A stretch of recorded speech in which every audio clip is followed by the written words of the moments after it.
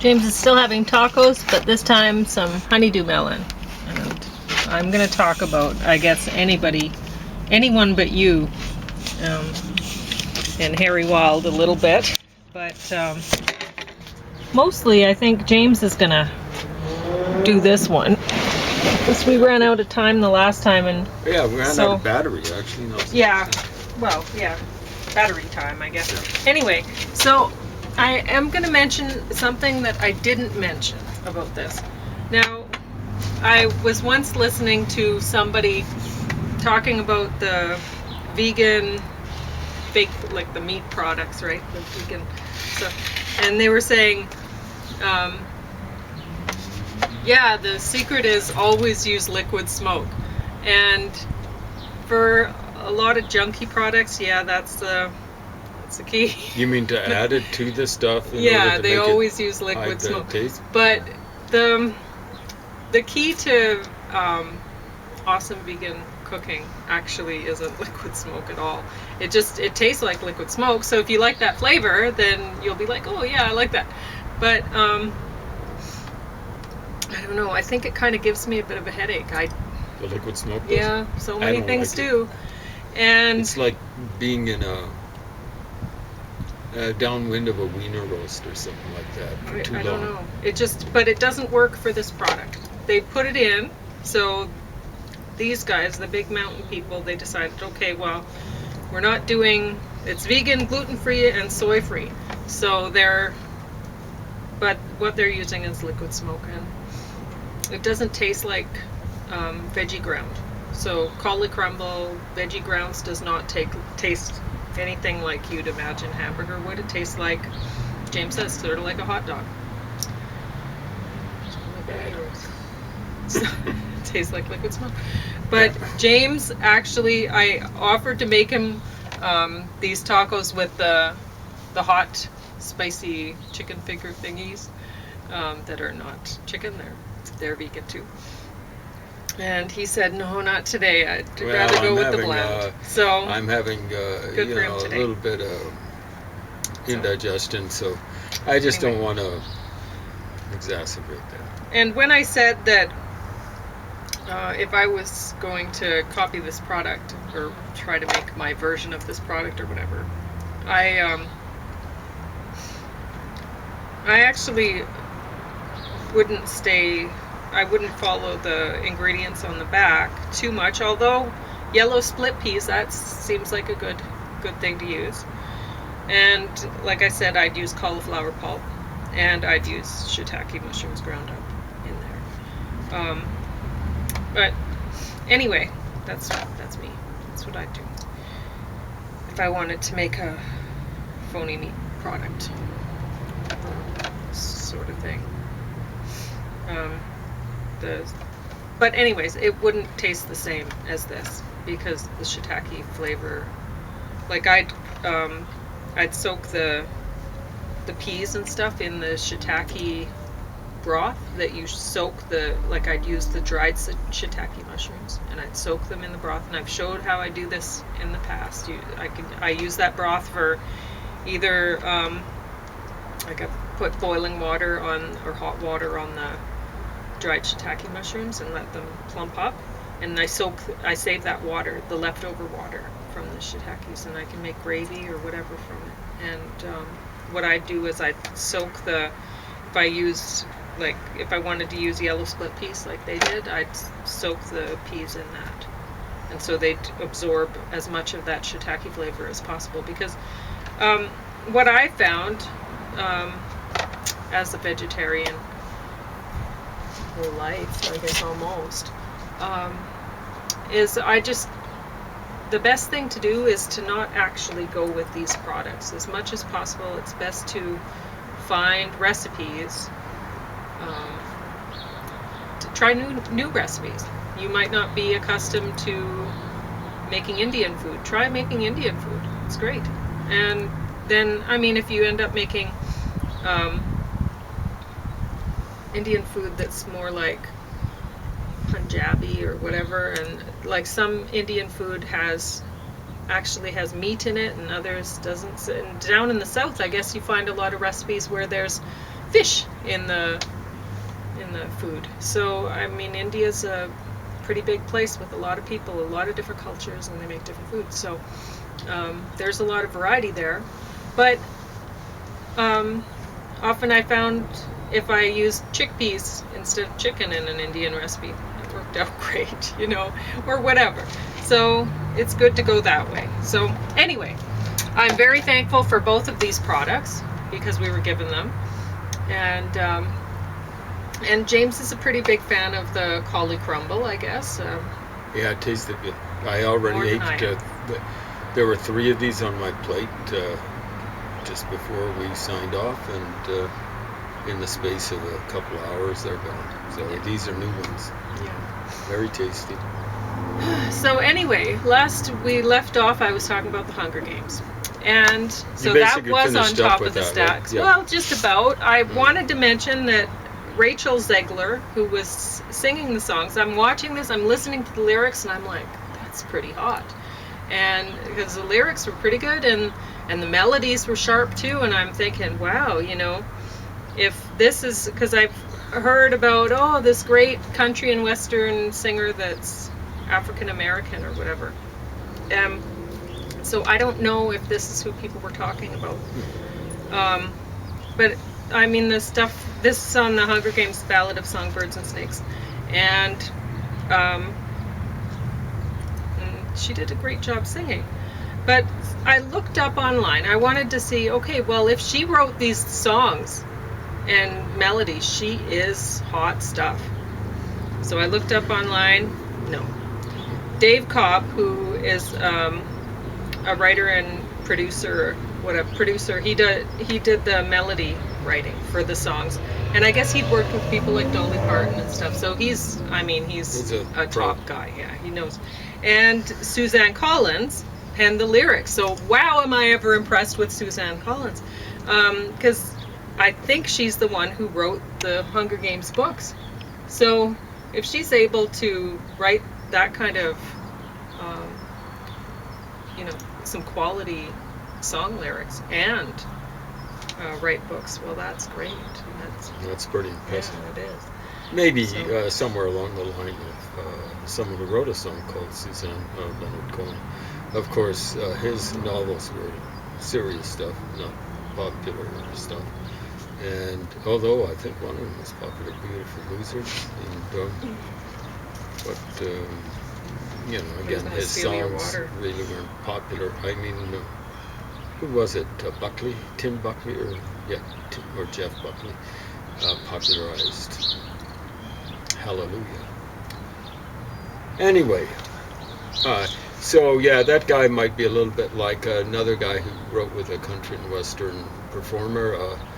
Shania Twain is the performer, and he was married to her, I think, for a while. So she didn't write her songs?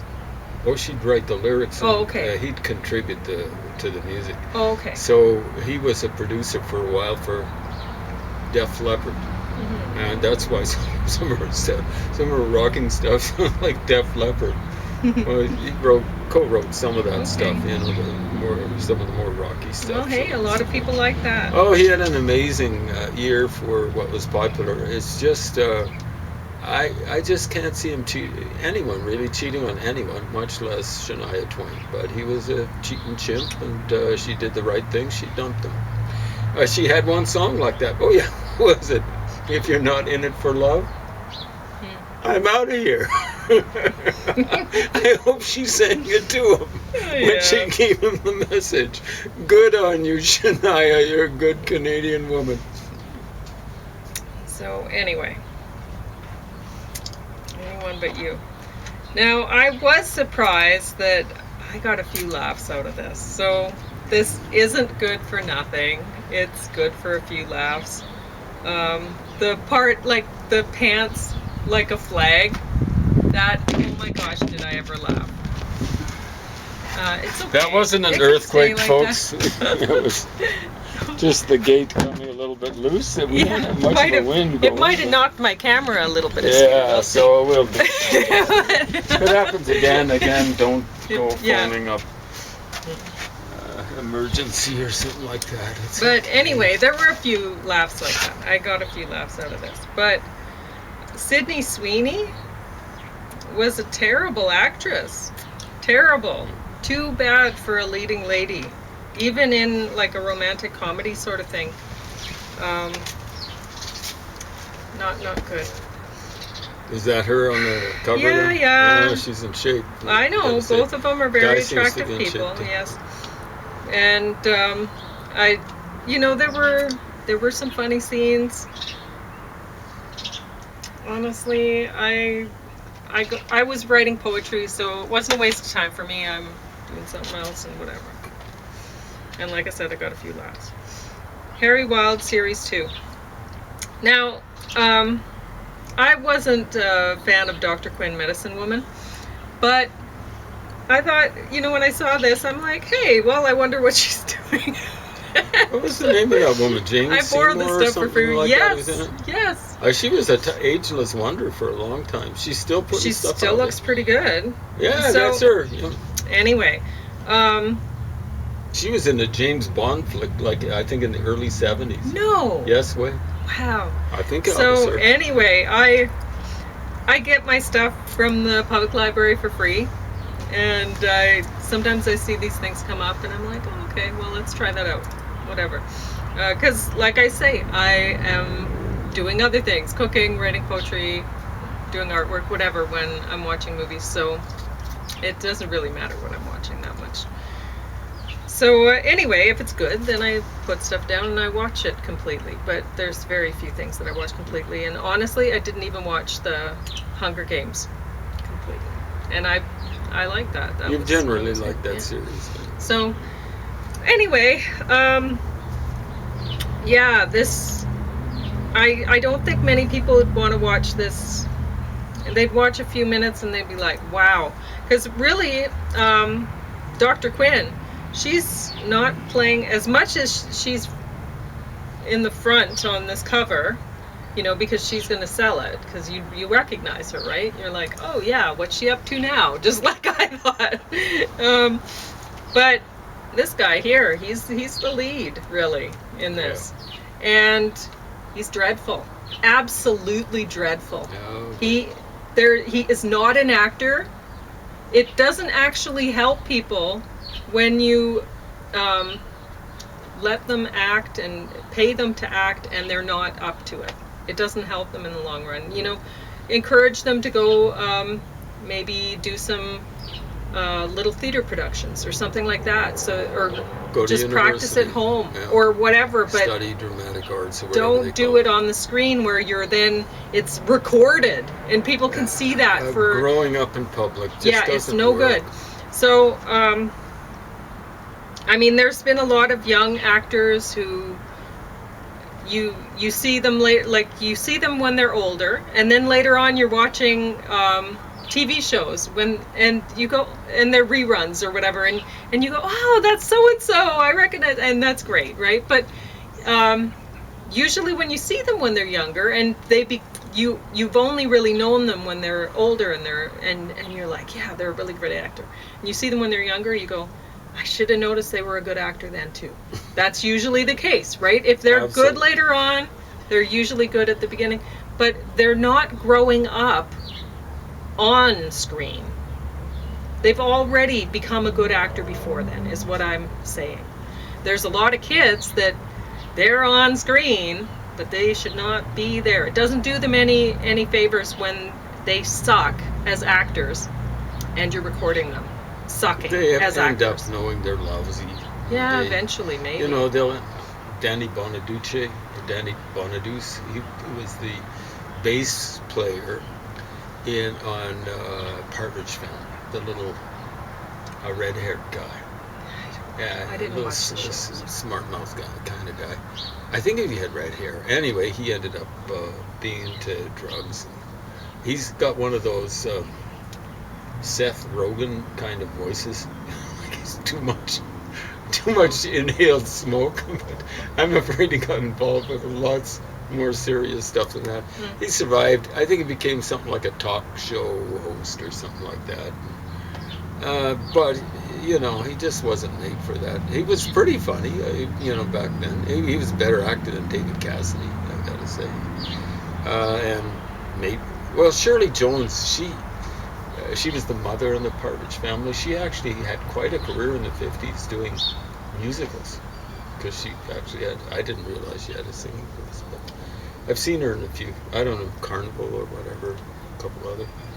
Anyway, yeah, so she was maybe the top performer in 50s musicals, really. Aside from the Hoofers, like, Esther and maybe Der Bingle, Bing Crosby, I'm not sure. And anyway, it says on the back, Jane Seymour puts a saucy spin on amateur detective procedurals. And, well, honestly, I never would have expected her in a detective show. Yeah. I guess she didn't do a bad job. It's just, it's not her fault. This is not her fault. I wonder how many women actually are amateur detectives or whatever. See, I think a lot of women would be interested in, the Agatha Christie type of thing. Like, well, it's this weird. is kind of like mysterious. I've never really but thought of most it. crime is just grungy and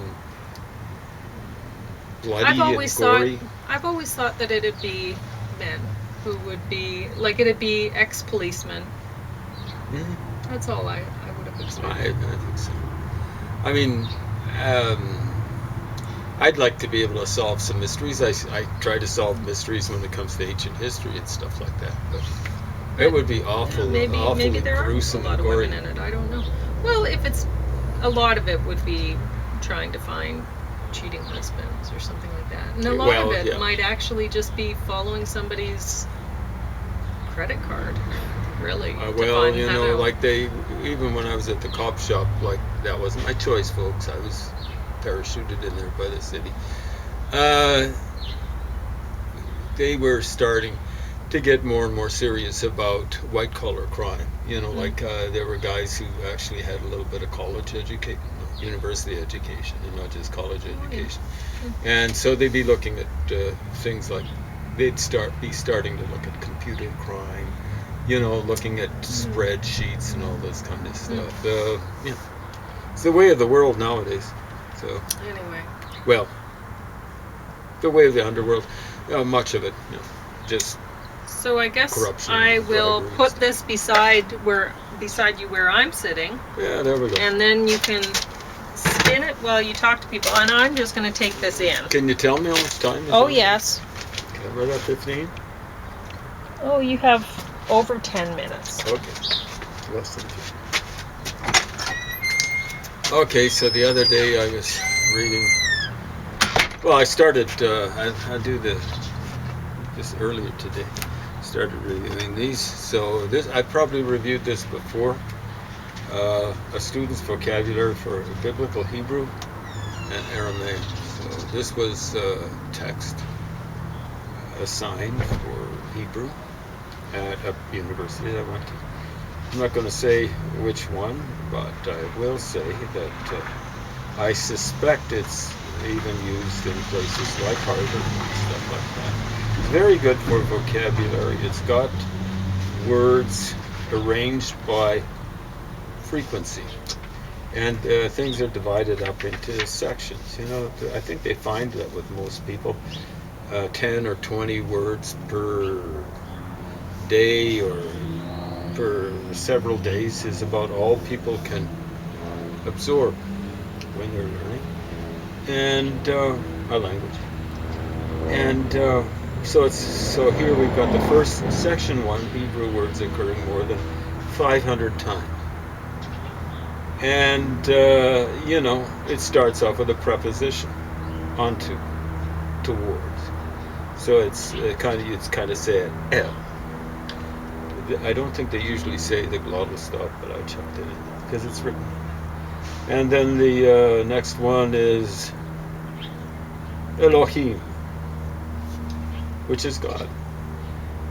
And they say the L occurred. It's probably more than 5,000 times. They just got around 5,000. And then Elohim, they actually counted 27, or someone did. 2,706 occurrences in the what is called in the West the Old Testament. It's Hebrew scripture. And so it goes. I don't know how many entries there are here. It looks like roughly 20. So that's words occurring more than 2,200 times. Yeah, 25 they say. 25 there. So that would be pretty good for your first day, maybe even half a week or a week of Hebrew, and so on and so forth. So the next section, B, words occurring between 2,199 times and 1,000 times. And how many are in that section? 27. So again, that's a nice segment of the vocabulary to learn.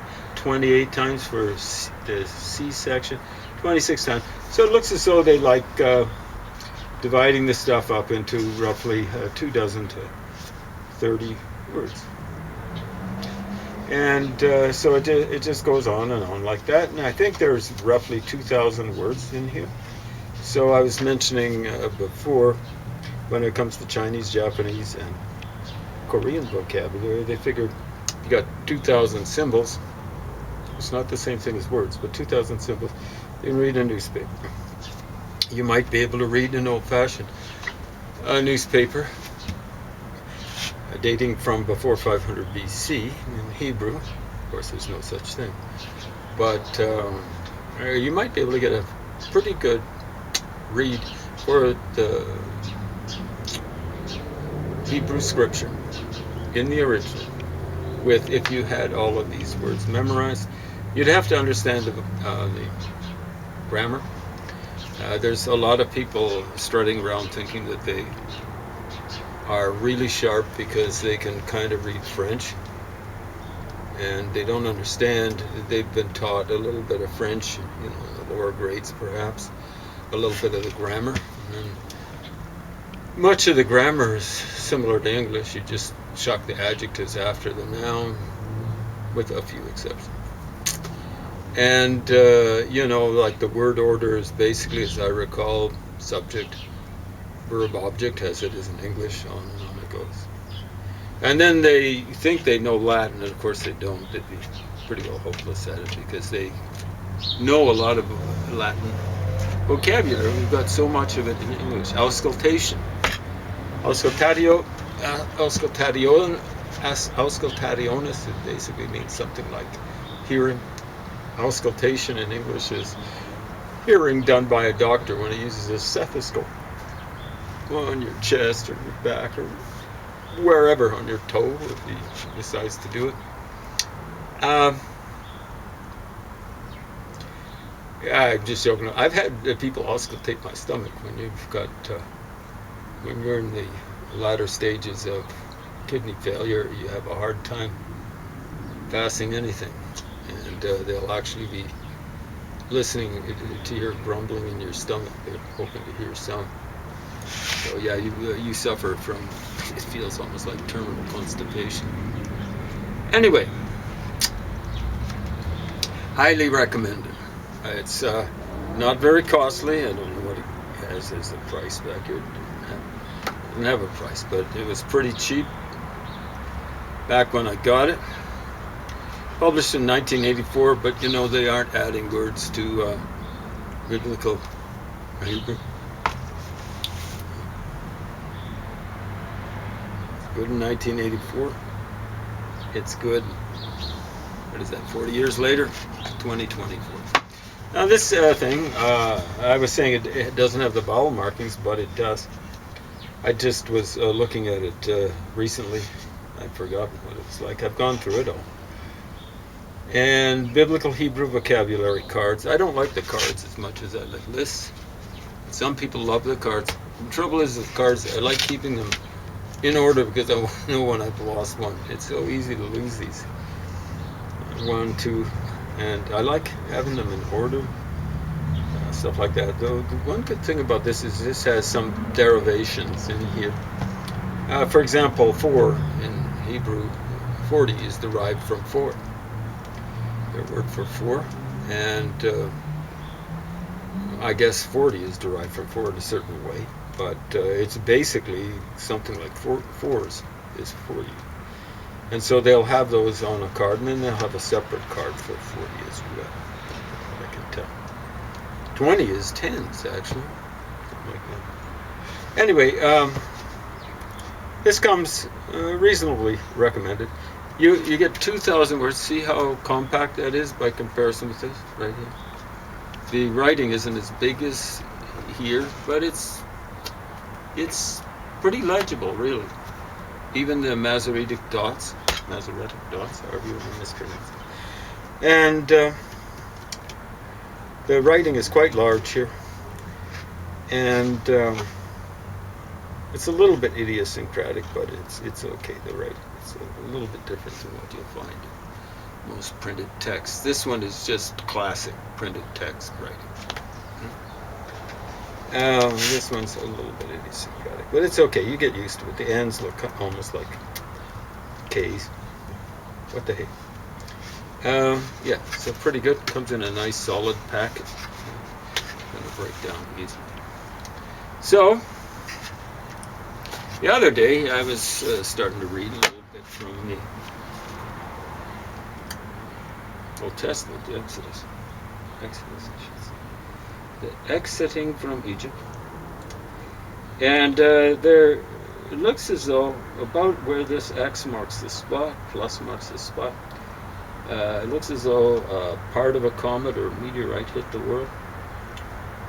It's dated incorrectly, 2350 BC, by shells found in the stuff left by the tidal wave that hit Madagascar. When you take off the radio calibration, I suspect, I don't know what the raw reading is, but I suspect it'll be around 1850. And there's a disaster that hit India where the dating systems go way off there. But around the same time, it's the end of their first world age, their first yuga, as they put it. And it hit Egypt, end of the Old Kingdom, and it's misdated. It hit Iraq. I don't know if it was the actual tidal wave here, coming up here, or a much more disastrous thing, a piece of a comet, same comet. I don't know why it would be so far away, so that makes me somewhat skeptical of my reconstruction. But wiped out Sumerian civilization. And that one would be dated around 2000 BC. They're off by 150 years. That's awesome. That is really awesome. Because the Egyptian dating system is way off.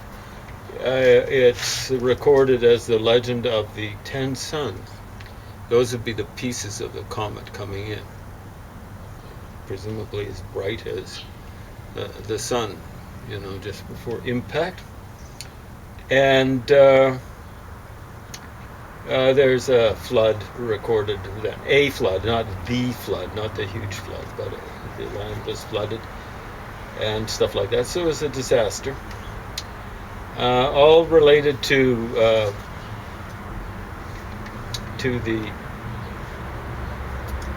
constellation Capricorn, except for China. And the thing with China is it's related to a particular star, just Eta Aquarius. And the important thing with Eta Aquarius is the radiant for a meteor shower. I think it extends over, is it 2 weeks? Something like that. And my interpretation of it is the longer